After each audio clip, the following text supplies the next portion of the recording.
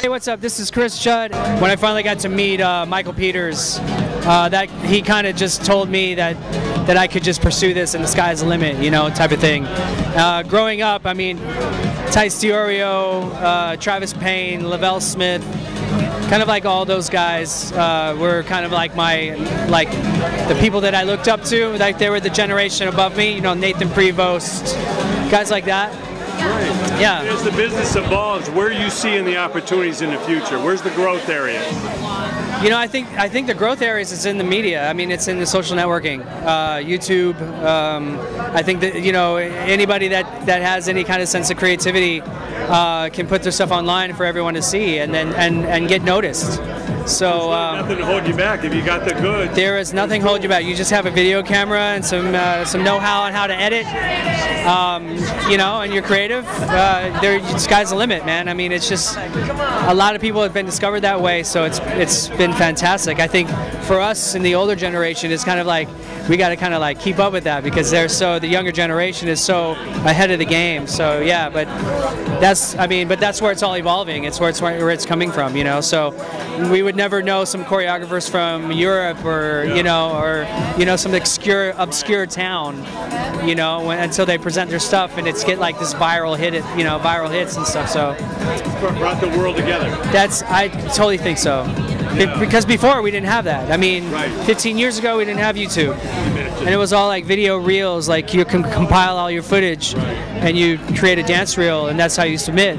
Now you can just like make submissions through YouTube. You can submit work, you know. So it's so much easier now. Sure. You know, like how filmmaking is. Yeah. You just need a nice camera, a good lens, and a nice story, and it can make it happen. So. Now, with that easiness, though, there's a danger that you think it's going to be easy and it's all instantaneous. What's the mindset they need to really persevere and pay their dues to really be in the business for long term? Well, I think you just said it right there. They got to pay their dues. Yeah. I mean, you have to learn how to be a professional, you know, and you learn that from your elders or people that's kind of paved the way. You kind of have to respect the older generation because they're the one that's like leading that path. So there's a sense of entitlement in today's, you know, youth, I think, growing up, because you're right, you get success so fast, so quick, that where do you go from there, you know? There's no building blocks and there's no stepping stone. So I think if the younger generation is really privy to their history and respect that history, then I think that it'll nurture it and grow in the way that it's supposed to.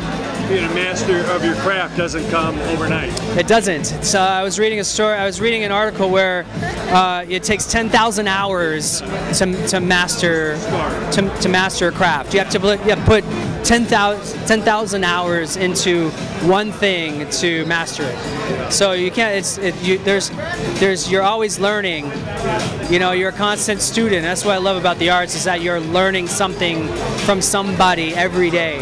You know, which is beautiful. Hi, I'm Summer Helene, Executive Vice President of California Pictures. I'm a consultant for Easy Way Broadcasting. I've worked with all the big studios, and I kidnapped my grandmother here from Tasmania. This is my grandma, Joan.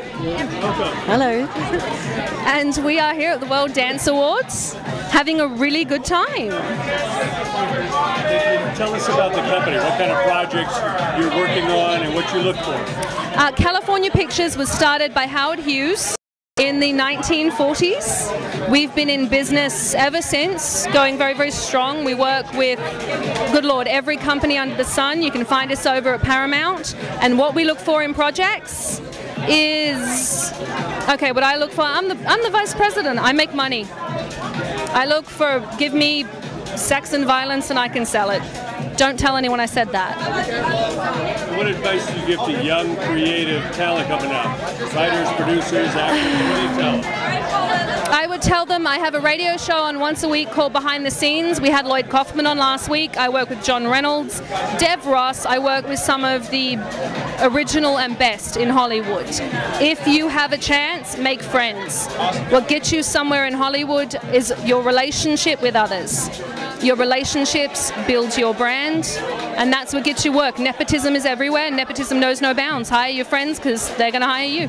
This is Pamela Bark. My heroes were always the old-time Hollywood. Greta Garbo, Marilyn Monroe, Aretha Franklin, James Dean.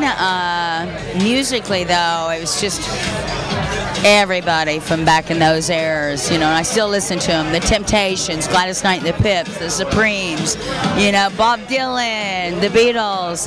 That's my type of music. Well, so many of those artists are still around. What do you think the secret is for longevity in this business? Well, I always say if you're pouch, you're out. So you surround yourself with positive people. You know, and be grateful and blessed that you got a job, you're able to put food on the table of other people, you know what I mean?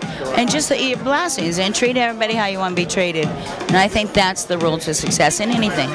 Yeah, so important. You know, the young talent today, with all the tools, they think it's easy because they can click a mouse to put something up on YouTube. Right. But talk about the mindset it takes to really persevere and become a master of your craft. Well, you've got to put in your work and you've got to make the steps to it. And you know, kudos to these young people that are trying and they're networking in social media. I don't think that's always easy, as long as they're tenacious doing it, and hopefully they can get, you know, get some noise and get some roar going on. I mean, the reality of, you know, the industry today is reality shows predominantly, the internet. So, you know, just keep doing your thing. My name is Bradley Rapier. I'm a choreographer and a creative director. I'm here tonight at the World Dance Awards. I'm presenting one of the last awards for Outstanding Choreography, and also the group that you saw me just with, Cantina's Dance Project, is one of my latest projects.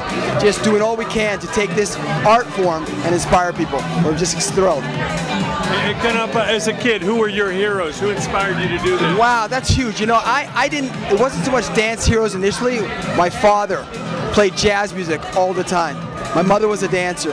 I had friends that taught me in school. It was more that kind of process of just, actually sometimes it wasn't even dance, just people that were excelling at greatness that it just excited me. Whether it's Bruce Lee, Rocky, you know what I mean? You know what I mean? It was just a mix. And then of course Gene Kelly and Donald O'Connor. I love that kind of comedic timing performance. And then like people like Cab Calloway with the personality. So it's kind of all just the life, you know, that life. Sure. Yeah. And where do you see the opportunities growing these days for talent? Well, you know, I'm always looking at opportunities to launch people into what they have, their destiny.